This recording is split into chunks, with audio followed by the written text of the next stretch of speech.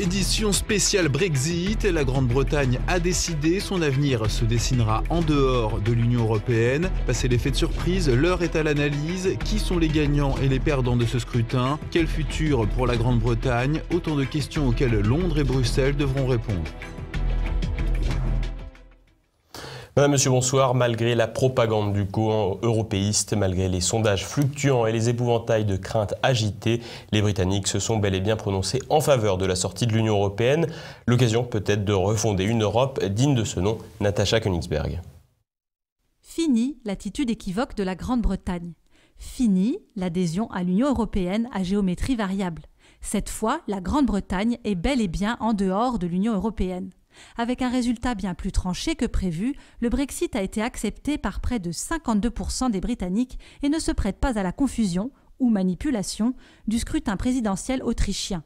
Après une adhésion à la communauté en 1973 et plusieurs vétos de la France, déjà sceptique quant à l'adhésion britannique, l'histoire est en partie bouclée.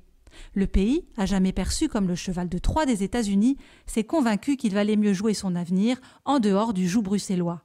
Motivée par les perspectives commerciales qu'offrait une communauté économique, la Grande-Bretagne a longtemps su imposer sa vision mercantile aux institutions européennes.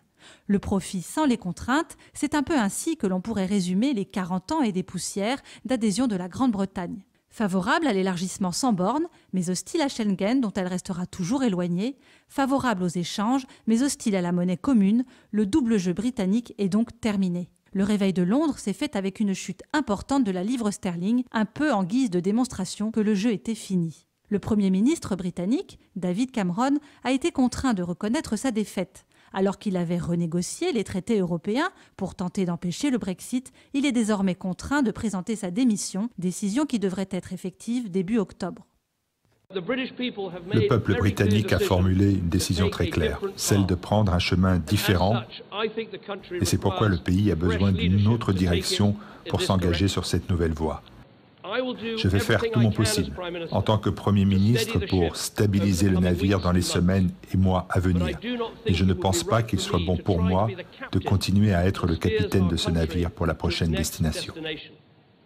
Comme pour accréditer la décision des Britanniques, l'appareil européen a tardé à produire un communiqué coordonné à la suite du vote. François Hollande s'est entretenu avec Angela Merkel ainsi que Donald Tusk, le président du Conseil européen, après la publication des chiffres. Et justement, le président français et la chancelière allemande, figure de proue de l'Union européenne, sont bien les grands perdants de ce scrutin. Leurs nombreuses mises en garde sur les dangers d'une sortie de l'Union européenne n'ont finalement pas été entendues par le peuple. Autre grand perdant de ce résultat, Barack Obama. En effet, avec la sortie de la Grande-Bretagne, les États-Unis perdent leur allié indéfectible. L'Angleterre elle-même aura de nombreux défis à relever. Si d'une part, elle doit faire une croix sur les subventions européennes, le Brexit inquiète notamment l'Écosse. Soucieux de rester dans le giron européen, Édimbourg pourrait voir ses velléités d'indépendance se décupler dans les prochains mois. Nigel Farage, le président du Parti pour l'indépendance du Royaume-Uni, s'est exprimé après la victoire du Brexit, pour lequel il avait largement fait campagne.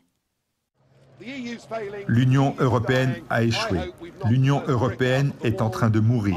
J'espère que c'est une première étape vers une Europe des nations souveraines, s'entraînant ensemble, voisines et amies, mais sans drapeau européen, sans hymne européen, sans président non élu. Donc, que se passe-t-il maintenant? 17 millions de personnes nous disent que nous devons quitter l'Union européenne. On a donc maintenant besoin d'un gouvernement de Brexit.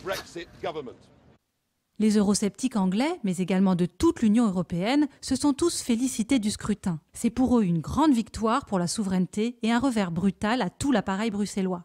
Le président de Debout la France, Nicolas Dupont-Aignan, se félicite du résultat et réclame une nouvelle reconstruction européenne sur des bases saines. C'est une grande joie parce que c'est un jour historique et les Britanniques nous montrent l'exemple. Je pense que l'enjeu maintenant, c'est de reconstruire une Europe des nations libres. Et c'est le sens du traité alternatif que je propose. On rend aux nations la maîtrise de leurs frontières, de leurs lois, de leur budget, de leur monnaie, et parallèlement, on travaille sur des coopérations à 3 ou 4 pays, sur des points concrets. C'est la seule Europe possible. Le Front national, en tête de la contestation contre l'Union européenne actuelle, se réjouit de la décision des Britanniques. Nicolas Bay, secrétaire général du Front national, nous répond. Les Britanniques, de façon très claire, ont exprimé la volonté de sortir de ce carcan qu'est l'Union européenne, non pas pour sortir de l'Europe, mais pour refonder différemment la construction européenne et faire en sorte que nous ayons enfin une Europe des nations souveraines, une Europe des peuples libres telle que nous la défendons. Le vote d'hier soir, c'est le constat de l'échec total de l'Union européenne dans tous les domaines. On nous avait promis la croissance et l'emploi, on nous avait promis la sécurité. Aujourd'hui, on s'aperçoit que l'Union européenne, elle apporte le chômage de masse, la casse sociale, l'immigration massive, l'insécurité désormais généralisée partout dans les pays du continent. Il est temps de construire l'Europe différemment. C'est ce que nous défendons avec Marine Le Pen. Et je crois qu'aujourd'hui, avec le vote britannique, s'ouvre une nouvelle ère. Il faut, à l'instar de ce qu'ont fait les Britanniques, donner la parole au peuple français.